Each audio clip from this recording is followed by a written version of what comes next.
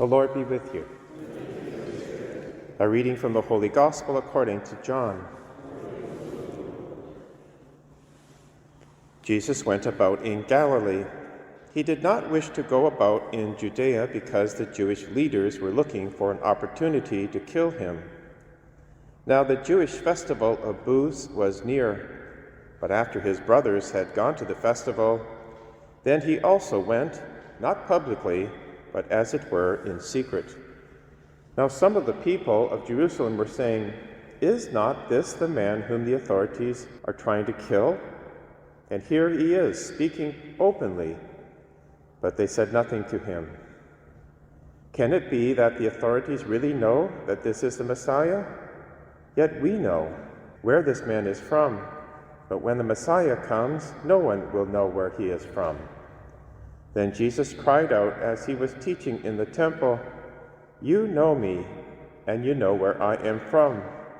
I have not come on my own, but the one who sent me is true, and you do not know him.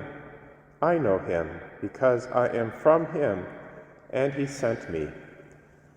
Then they tried to arrest him, but no one laid hands on him, because his hour had not yet come. The Gospel of the Lord.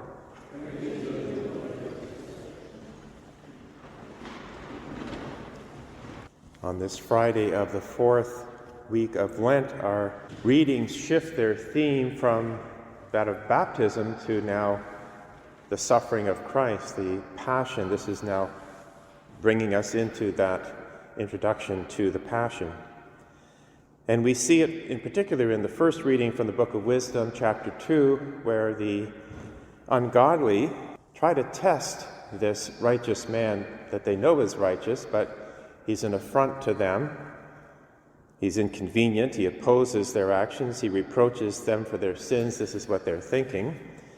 And they're going to test him to see if really he is from God. And their idea of testing is persecution, torture, and put God to the test to see if he will rescue the righteous man.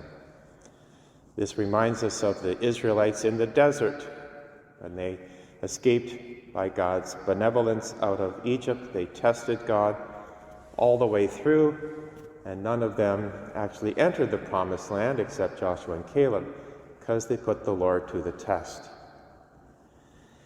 We then turn to the Gospel from John chapter 7, and here we have Jesus at the Feast of Tabernacles, and some of the people are testing him. They're saying, "Is not this the man whom the authorities are trying to kill? Can it be that the authorities really know that this is the Messiah?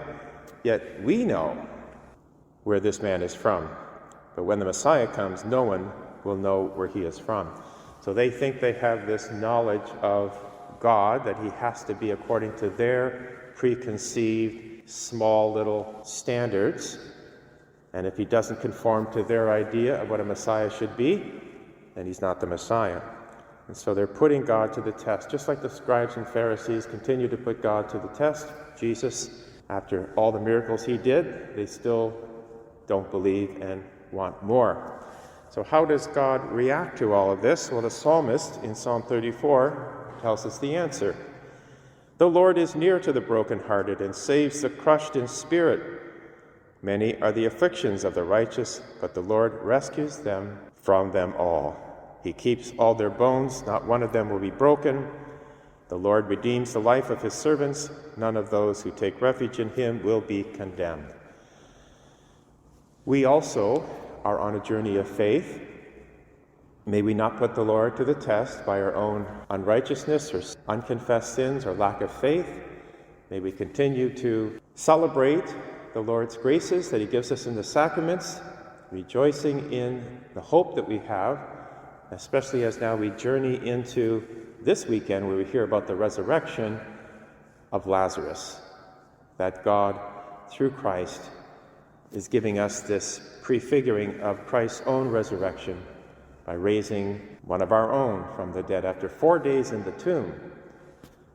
So let us also then rejoice in the Lord and always give him our praise, glory, and thanks, and then pray for others who not yet believe and continue to put the Lord to the test.